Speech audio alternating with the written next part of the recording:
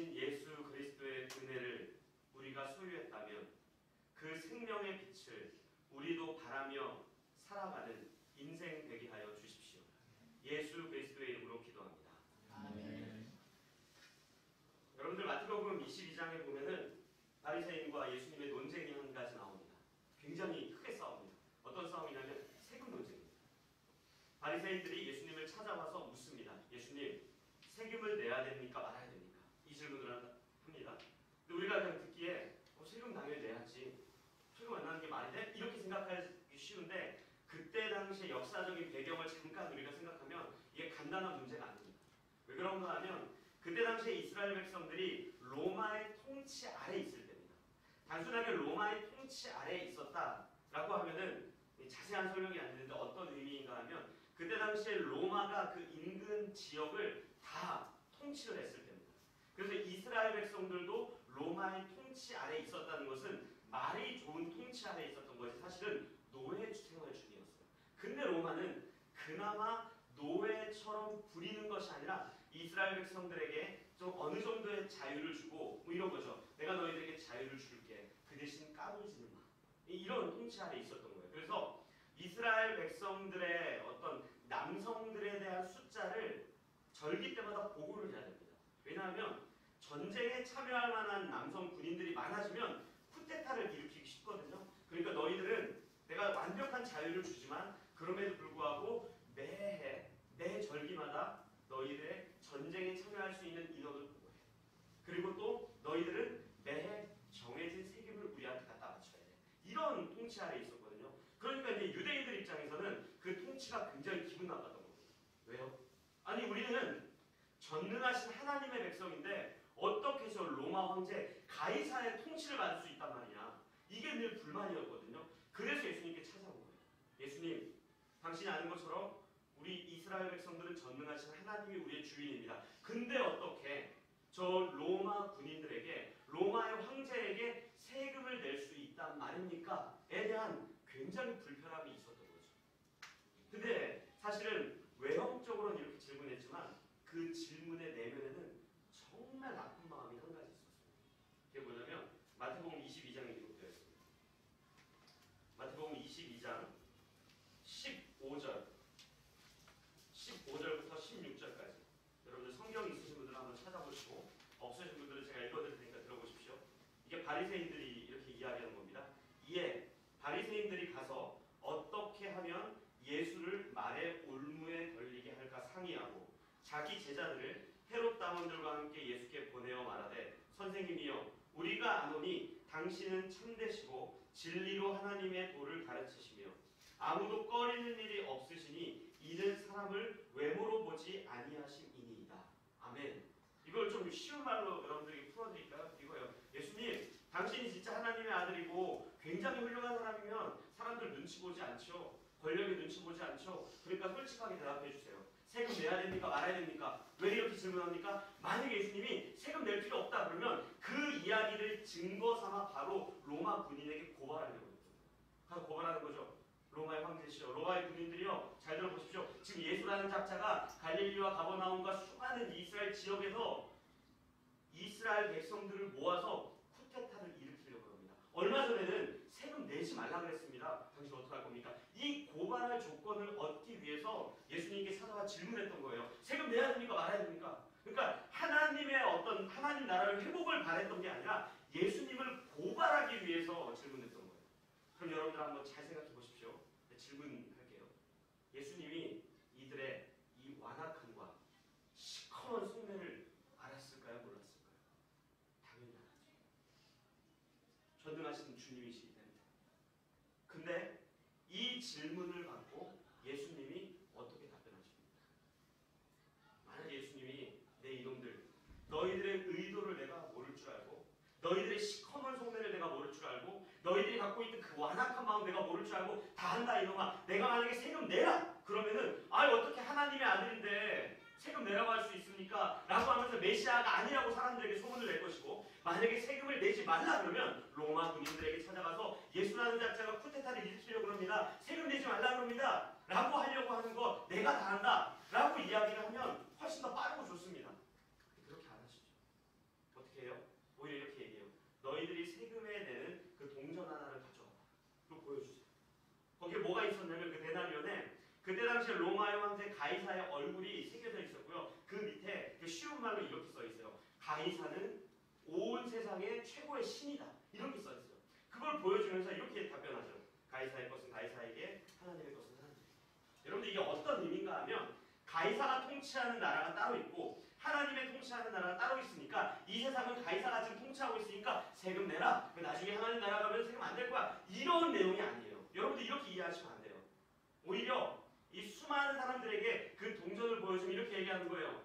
본질적으로 본래는 온 우주가 하나님의 통치 가운데 있는데 죄로 말미암아 어그러진 이 세상은 가이사와 같은 권력을 지닌 자들이 마치 자기가 신인 것 마냥 큰 소리로 자기의 권력을 자랑하고 자기의 권력이 온 범우주적인 것처럼 생각하는 이 완악함을 너희는 알아야 된다. 이게 바로 죄의 결과이고 어쩔 수 없이 우리는 이 땅에 살아야 된다. 하지만 그럼에도 불구하고 너희들이 하나님을 믿는다면 온 우주의 통치가 하나님 아래에 있다는 것을 알아야 됩니다. 라는 굉장히 복잡한 내용이에요. 어찌됐건 그 질문, 나쁜 질문을 갖고 온 바리새인들에게 굉장히 놀라운 내용을 전달하고 있습니다. 제가 이 내용을 왜 이렇게 길게 이야기했는가? 오늘 우리가 같이 읽었던 요한복음 8장도 똑같은 배경 가운데 있습니다. 여러분들 우리가 읽었던 8장 10절부터 20절까지는 예수님이 세상의 빛입니다 라는 선포로 그냥 다 이루어져 있지만 이 앞부분에 어떤 내용이 있냐면 이 바리새인과 똑같은 서기관들이 똑같이 예수님을 고발하기 위해서 가늠하다 붙잡힌 여인을 데리고 나와요. 오늘 본문을 같이 볼까요? 이 요한복음 8장 5절과 6절 5절과 6절을 성경책에 있으신 분들은 저랑 같이 한번 한 목소리로 읽도록 하겠습니다. 요한복음 8장 5절 6절입니다. 시작. 모세는 율법에 이러한 여자를 돌로 치라 명하였거니와 선생은 어떻게 말하겠나이까. 그들이 이렇게 말함은 고발할 조건을 얻고자 하여 예수를 시험함이러라. 예수께서 몸을 불사 손가락으로 땅에 쓰시니. 아멘. 바리새인과 서기관들이 가늠하다 붙잡힌 여인을 잡아서 예수님 앞에 데리고 오죠. 그리고 묻습니다. 이 여인을 어떻게 해야 됩니까? 율법대로라고 한다면 돌로 죽여야 되는데 죽여야 됩니까? 말아야 됩니까? 이미 바리새인들은 정답을 갖고 있어요. 율법에는 분명히 죽이라고 나옵니다. 정답을 알고 있어요. 근데 물어보는 거예요. 왜요? 만약에 예수님이 그래 율법대로 죽여라! 그러면 지금까지 예수님이 보여주었던 모습들 그리고 말씀하셨던 사랑과 용서와 자비와 신실과 은혜에 대한 것이 완전히 깨져버리는 거거든요. 근데 만약에 죽이면 안 된다, 용서해야 된다, 통화해야 된다, 만약에 이렇다면은 유대인들 다 모으겠죠. 예수라는 작자가 율법을 어긴다. 예수라는 작자가 율법을 파기시키려고 그런다. 율법 중요한데 율법 어긴다. 그러니까 그 조건을 가지고 예수님 앞에 찾아온 거예요. 여기는 똑같죠. 예수님이 바리새인과 서기관들의 그 시커먼 속내 몰랐을까요? 알았죠. 그들이 왜 예수님께 이 질문을 하는지, 뻔히 율법에 있는 내용을 잘 알면서도 왜 이 질문을 하는지 너무너무 잘 알았던 거죠. 근데 예수님께서 그 질문한 그들에게 뭐라 그럽니까? 나는 세상의 빛이야. 이렇게 얘기해요. 여러분들 예수님께서 선포하신 세상의 빛은 여러분들에게 여러분들 어둠에 다니지 말고요. 세상의 빛으로 오십시오. 이 빛으로 들어오십시오. 더러운 데 있지 마시고요. 빛으로 오십시오. 이런 내용으로 전하는 게 아니에요. 좀 쉽게 이야기하면 예수님이 말씀하시는 빛은 정죄하지 않습니다. 아마요 바리새인과 서기관들이 시커먼 의도를 갖고 찾아왔을 때 예수님이 내 이놈들 네가 이렇게 하려고 나를 찾아온 거지 라고 말씀을 하셨으면 아마 예수님의 인기는 더 올라갔을 거예요. 왜요? 그들과의 변증에서 이겼지요. 그리고 그들이 갖고 있었던 속 깊은 마음을 꿰뚫어 보았죠. 그러면 훨씬 더 수많은 사람들이 예수님 진짜 메시아 맞나 봐. 어떻게 서기관들과 바리새인들이 저 악한 생각을 다 깨풀고 있지? 어떻게 저 악한 마음을 다 알고 있지? 아마 그랬을 겁니다. 근데 그렇게 하지 않죠. 뭐라 그러세요? 바리새인과 서기관들 그들을 찾아온 그들을 민망하게 하지 않아요. 가늠하다 붙잡힌 여인을 데려와서 이 여인 진짜 나쁜 여인입니다. 음란한 여인입니다. 가늠하다 붙잡힌 여인입니다. 진짜 돌로 쳐 죽여야 됩니다. 했던 그 여인을 민망하게 놔두지 않으세요. 여러분 율법은요. 수많은 사람들을 민망하게 여기거나 공포나 말씀하신 세상의 빛은 우리가 생각하는 것처럼 정말 엄청난 와트수의 랜턴을 가지고 속속들이 들이비추면서 내 나쁜 놈, 너 혼나봐야지, 낱낱이 드러나야지, 너 진짜 나쁜 놈이야, 네 속에 시커먼 거 내가 다 알아, 이런 빛이 아니에요. 따뜻한 빛입니다. 그들의 시커먼 속내를 알고, 그들의 죄악을 알고, 그들의 잘못이 무엇인지를 알고, 그들이 비참하고 모멸감을 당하는 그것을 알고, 그들을 정죄하거나 판단하는 것이 아니라 그들 앞에서 예수님의 따뜻함을 보이십니다. 그래서 뭐라 그래요? 죄가 없다면 돌로 치십시오. 그때 수많은 사람들이 어떻게 합니까? 죄가 없다면 이라는 문장 앞에 서서 자신들의 인생을 돌아보기 시작하죠. 맞아, 나는 간음은 안 했지만 그렇다고 죄가 없는가? 맞아, 나는 행음하진 않았지만 그렇다고 내 안에 음란한 마음이 없는가? 맞아, 나는 간음하진 않았지만 내 안에 누군가를 미워하고 무시하는 마음은 없는가?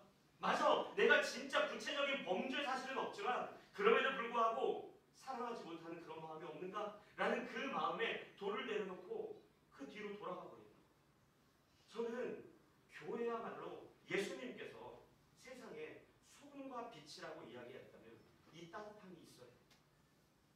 랜턴을 들고 교회 1번으로 나가서 당신은 왜 이렇게 몇 번 지각합니까? 당신은 왜 예배 소홀히 드립니까? 당신은 왜 헌금생활 제대로 안 합니까? 당신은 왜 찬양 크게 안 합니까? 당신은 왜 특별 새벽 예배 때 안 나왔습니까? 당신은 왜 성령할 때 없었습니까? 당신은 왜 일에 동참하지 않습니까? 이게 아니라요. 그들의 민망히 여기는 그 예수님의 마음을 담아 지각을 하는, 뭐 격주로 나오던, 한 달 만에 나오던 차가운 그 사람의 손을 잡고 따뜻하게 녹여줄 수 있는 게 교회. 그게 예수님이 말씀하시는 세상의 빛이라고, 생명의 빛이라고요. 그걸 우리에게 맡겨두셨다면 교회는 그 역할을 감당해내는 거죠. 오늘 본문에 그 내용이 얼마나 잘 나와 있는지 모릅니다. 여러분들, 요한복음 8장 7절부터 9절까지 같이, 요한복음 8장 7절부터 9절까지를 같이 한 목소리로 읽도록 하겠습니다. 시작. 그들이 묻기를 맞이 아니하는지라 이에 일어나 이르시되 너희 중에 죄 없는 자가 먼저 돌로 치라 하시고 다시 몸을 굽혀 손가락으로 땅에 쓰시니 그들이 이 말씀을 듣고 양심의 가책을 느껴 어른으로 시작하여 젊은이까지 하나씩 하나씩 나가고 오직 예수와 그 가운데 섰는 여자만 남았더라. 아멘. 예수님께서 뭐라 그럽니까? 여러분들의 죄를 한번 돌아보십시오. 그리고 진짜 죄가 없다면, 무모하다면 돌로 던지십시오. 그랬더니 뭐라 그래요? 수많은 사람들이 돌을 던져놓고 다 각자의 집으로 돌아가 버립니다. 근데 여기 이렇게 써 있어요. 양심의 가책을 느껴 어른으로 시작하여 젊은이까지. 여러분, 여기 기록된 이 어른이 어떤 단어인 줄 아세요? 제 헬라어로 까먹을까봐 적어왔어요. 프레스비테스. 프레스비테스. 이거 우리가 자주 쓰는 단어입니다. 뭔지 아십니까? 장로입니다. 교회 어른이라는 것은, 교회 장로라는 것은, 교회 집사라는 것은, 저 같은 목사라는 것은요, 날카로운 기준을 가지고 랜턴을 들고 잘못하는 사람들을 낱낱이 비추는 게 아니라 그 죄를 남들보다 더 심각하게 여기며 내 안에 있는 죄를 깨닫고 따뜻해집니다. 정죄하는 게 아니라 판단하는 것이 아니라 바리새인과 서기관처럼 악한 의도를 갖고 접근했을지라도 그 앞에 내 이놈들이라고 이야기하는 것이 아니라 너도 주님이 사랑하시는 거야. 이 따뜻함이 우리 가운데 있는 것, 그게 교회죠. 여러분들 출애굽기 20장을 보면요, 하나님께서 모세에게 율법 주시잖아요. 율법 주자마자 산에서 내려오니까 이스라엘 백성들이 다 범죄해요. 그 율법판 다 깨버립니다. 하나님 우리 지킬 수 없어요. 못 지켜요. 근데 또 줘요. 내 이놈, 그럼에도 불구하고 내가 너를 이 율법의 근거에 따라 판단할 거야, 이렇게 주시지 않아요. 그 율법을 받아든 모세와 이스라엘 백성들이 광야 생활 내내 경험한 게 뭡니까? 이 율법을 지킬 수 없다. 나는 또 넘어졌다. 난 또 실수했다. 나는 절대 지킬 수 없다. 그걸로 끝납니까? 아니잖아요. 그렇기 때문에 하나님의 은혜가 필요하군요. 그 앞에 선다. 그게 우리에게 맡긴 빛이에요. 그게 세상의 빛이라고 말씀하신 예수님의 진짜 이 말씀의 깊은 의도입니다. 여러분들, 저는 라이프교회 가요. 자주 말씀드리지만 따뜻한 교회 됐습니다. 밝은 랜턴이 아니라 켜지지도 않는 랜턴을 들고 수많은 사람들에게 찾아가서 손 잡아주고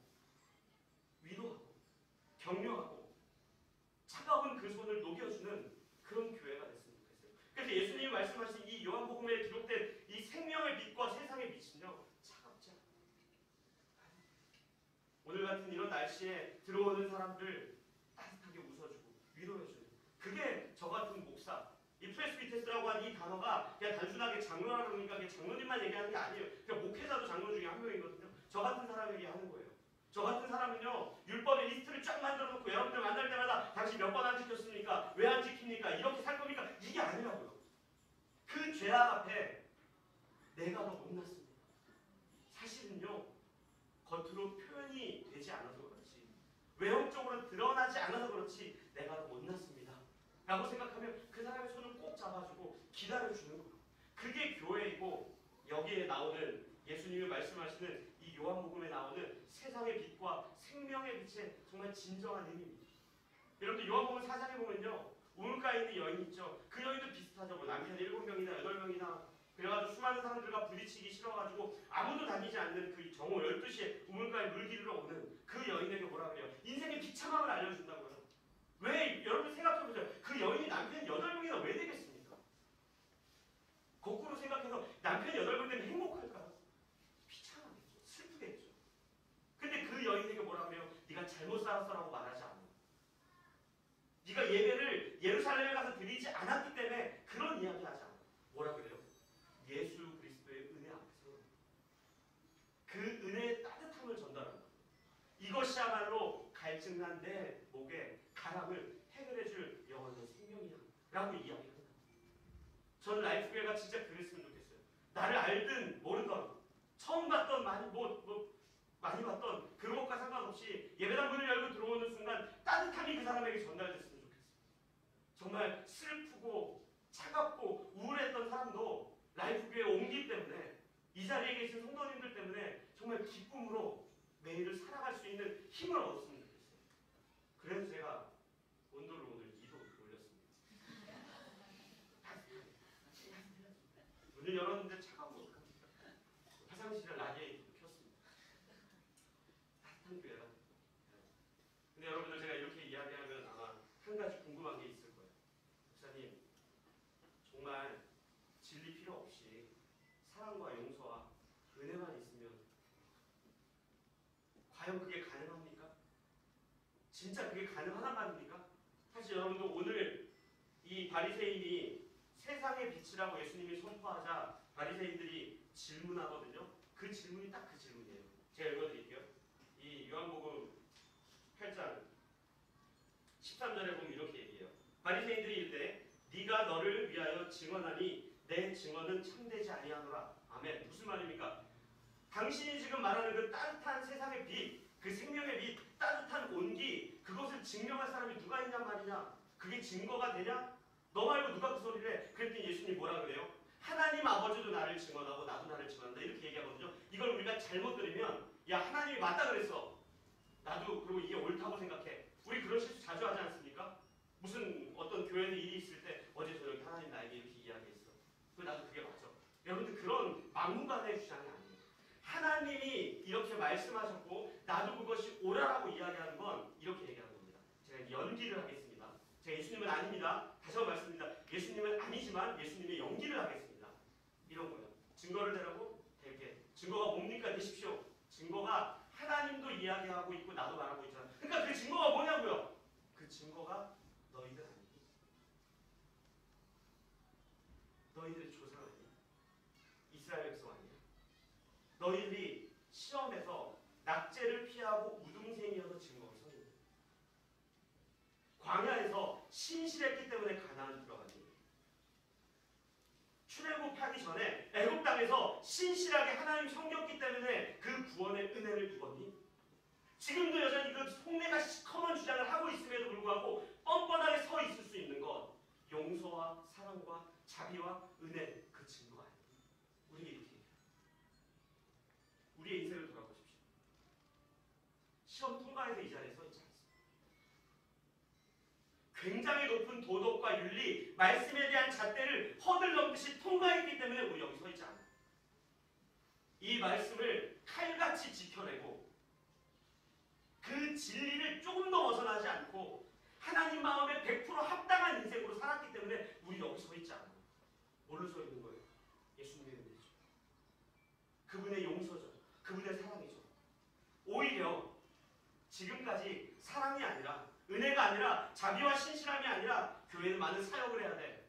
많은 일을 해야 돼. 많은 것들을 드러내야 돼. 그 결과가 지금 한국교회의 현실 아닙니까? 왜 교회를 떠납니까? 선교사 파송 조금해서 떠나요? 교회가 일을 안 해서 떠납니까? 훌륭한 목회자들이 없기 때문에 떠납니까? 아니죠. 사랑과 자비와 신실함과 은혜와 따뜻함을 잃어버린 게 교회 아니에요.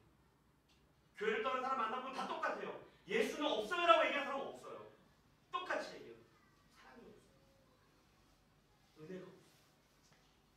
따뜻함이 없어요. 여러분들이 가늠하나 붙잡힌 여인을 생각해 보세요. 예수님께서 그를 용서해 주죠. 봐라, 네 주위에 돌 던지는 사람이 어디 있냐? 집에 가라. 그렇게 얘기하거든요. 그럼 그 여인이 아싸, 거봐, 다 죄인이었네. 나도 이제 앞으로 계속 막 살 거야. 그랬을까요? 그렇지 않아요.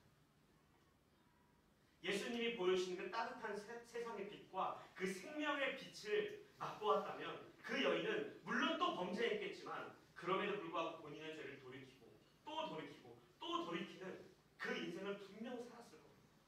한국교회는요, 많은 사역과 굉장히 외형적으로 드러내는 일들에 매몰되어 있었다가 지금 결과를 맞았어요. 단 한 번도 죄송하지만 사랑하기 위해 모이고 그 사랑이 전부라고 생각해서 사랑만 하다가 끝난 시도는 안 했지 않았습니까? 그럼 우리 그거 해야죠. 교회는 그렇게 세워지는 거예요. 그게 교회예요. 그게 주님께서 비춰주시는 세상의 빛이고 그 빛을 소유한 교회가 생명력을 갖고 있다는 하나의 증거가 되는 거죠. 저는 라이프교회가 앞으로도 2023년을 마무리하고 2024년을 시작하는 그때에도 변치 않아야 되는 것이 있다면 그것은 사랑이라고 생각해요. 여러분들 웃으십시오. 저도 웃겠어요. 따뜻해지십시오. 죄인들을 찾아다가 랜턴으로 비추는 그런 게 아니라 예수님처럼, 그리고 그 예수님의 말씀에 반응했던 어른들처럼, 그리고 어린 아이에게까지 그 삶이 전달되었던 것처럼 라이프교회가 그 따뜻함이 드러나는 교회, 세상에 정말 빛을 주는 교회, 정말 얼었던 몸이 라이프교회에 들어와서 정말로 따뜻해지고 온기를 누릴 수 있는 교회, 저는 그런 교회가 라이프교회가 되었으면 좋겠습니다. 근데 여러분들, 여기 아까 제가 말씀드렸던 프레스비테스 장로 되기를 힘쓰십시오. 장로는 잡는 사람, 따뜻한 사람. 누가 그러더라고요. 장로는 누가 해야 됩니까? 밥 잘 사는 사람이 해야죠. 맞는 거예요. 밥 잘 사는 거예요. 이해하고 따뜻하고 배려하고 격려하고 사랑하고 그 죄 앞에 내 죄가 더 크다라고 이야기하면서 돌을 내려놓고 하나님의 은혜를 궁극적으로 소망하는, 그게 라이프 교회의 정체성이 되었습니다. 이 이야기를 사도 바울이 로마교회 성도들에게 이렇게 합니다. 로마서 5장 21절. 로마서 5장 21절을 제가 여러분들에게 읽어드리겠습니다. 죄가 사망 안에서 왕노릇한 것 같이 은혜도 또한 의로 말미암아 왕노릇하여 우리 주 예수 그리스도로 말미암아 영생에 이르게 하려 함이라. 아멘. 뭐라 그럽니까? 은혜가 그 하나님의 나라의 왕노릇합니다. 그렇다면 베드로 사도가 이야기한 왕 같은 제사장인 우리 하나님의 백성들은 가장 중요하게 생각해야 되는 게 뭡니까? 은혜입니다. 생명의 빛, 밝은 빛으로 걸어가기 힘쓰십시오. 하지만 그것보다 중요한 건 그 빛의 온도는 따뜻하다는 것을 여러분들 반드시 기억하십시오. 차갑지 않습니다. 누군가의 죄를 드러내지 않습니다. 누군가의 잘못을 만방에 자기의 주장과 자기의 생각을 옳게 하기 위한 바리새인들처럼 이 가늠하다 붙잡힌 여인의 인격과 이 가늠하다 붙잡힌 여인의 잘못은 오간데 없고 그냥 내 말이 옳아라는 것 때문에 만인들 앞에서 가늠하다 붙잡힌 여인의 죄를 만방에 드러내는 그런 것이 세상의 빛이고 진리가 아니에요. 진짜 빛은요, 따뜻해요. 우리의 인생을 그 빛에 비추며 따뜻한 교회 되기를, 따뜻한 성도 되기를 애쓰는 라이프교회 가족들이 되었으면 좋겠습니다. 제가 아주 재밌는 이야기 하나 해드리겠습니다. 마태복음 13장에 보면 씨 뿌리는 자의 비유가 있죠. 제목도 이렇게 써 있어요. 씨 뿌리는 자의 비유. 씨 뿌리는 비유가 아니고 씨의 비유가 아니고 밭의 비유가 아니에요. 근데 우리는 늘 밭만 갈아죠. 여러분들 여기에 손을 얹고 우리들이 간다고 갈았는데 갈렸습니까? 안 갈렸죠. 분명히 돌을 솎아낸다고 솎아냈는데 솎아내졌습니까? 안 솎아내졌죠. 거기에 여전히 자갈들이 득실득실하고 가시떨기 득실득실하고, 근데 거기에 꽃이 피었잖아요. 거기에 아름다운 열매들이 맺혔잖아요. 그럼 우리가 증인 아니에요? 세상의 빛은 따뜻합니다. 사랑이면 충분합니다. 그걸로도 교회 세워집니다. 아니 하나님 그게 어떻게 됩니까? 증거를 내보십시오. 우리가 증거라고요. 우리가 증인이라고. 하나님께서 사랑과 은혜로도 교회가 세워진다는 거 보여줄게. 그 증거가 라이프 교회라고. 우리가 낙제점 받아서 탈락해야 되는데, 광야에서 죽어 없어져야 되는데, 애국 땅에서 망했어야 되는데 망하지 않고 여기 왔다고요. 왜요? 그분의 사랑 때문에. 그게 교회예요. 저 라이프 교회가 그런 교회 됐으면 좋겠습니다. 정말로 따뜻한 그 빛을 가지고 머금고 있다가 정말 춥고 차갑고 친구가 필요하고 외롭고 슬픈 사람에게 그 따뜻함을 전하는 그런 라이프 교회 되기를 힘쓰는 2024년 됐으면 좋겠어요. 우리 그렇게 같이 한 목소리로 좀 기도했으면 좋겠는데요. 주님, 우리 라이프 교회가 사랑하다가 또 사랑하다가 망해도 괜찮으니 사랑만 하는 교회 되게 해주십시오. 따뜻한 교회 되게 해주십시오. 이 마음으로 우리의 인격과 우리 라이프